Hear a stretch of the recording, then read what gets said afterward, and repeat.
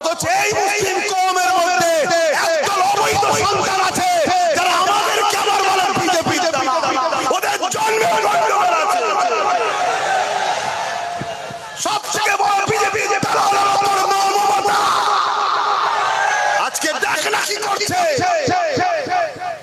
কিন্তু দুঃখের বিষয় এ যা সামান্য পয়সায় বিক্রি হয়ে গেছে। আল্লাহ যদি এ জাত না জাগে, এই জাতের উপরে তুমি আযাব মেরে দাও, কিন্তু এই জাতের মা বোনেদের ইজ্জত না নন্টন হয়। খোদা তোমার কাছে দোয়া চাই, বলুন আমিন। আর কবে যাবে?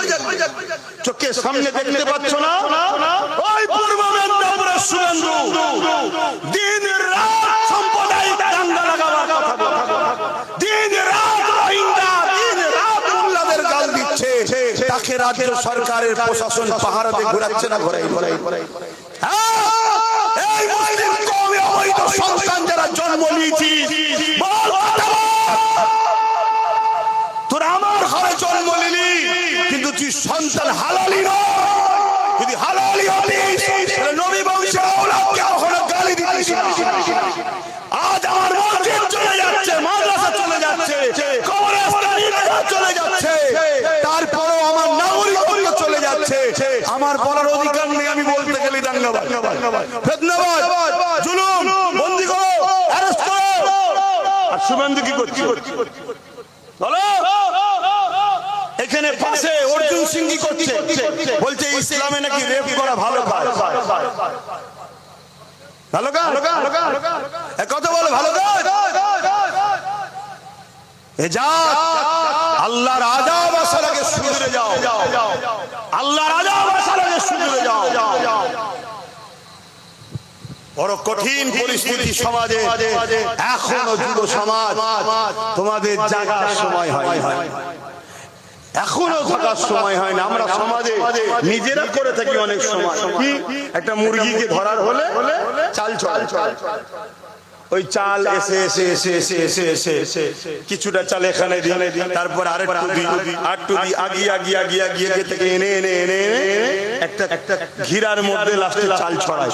ও খেতে খেতে খেতে কত খেয়ালই নেই ও ঘিরার মধ্যে ঢুকে গেছে। তখন গেট লাগিয়ে তাকে ধরে ফেললো, জবাই জবাই জবাই। তোমার আমার দশতে এইটা হচ্ছে। হ্যাঁ সব জায়গা বাড়ছে। ইমামেরা অনেক কিছু চিল্লাচিল্লি করে 500 টাকা বেড়ে গেছে।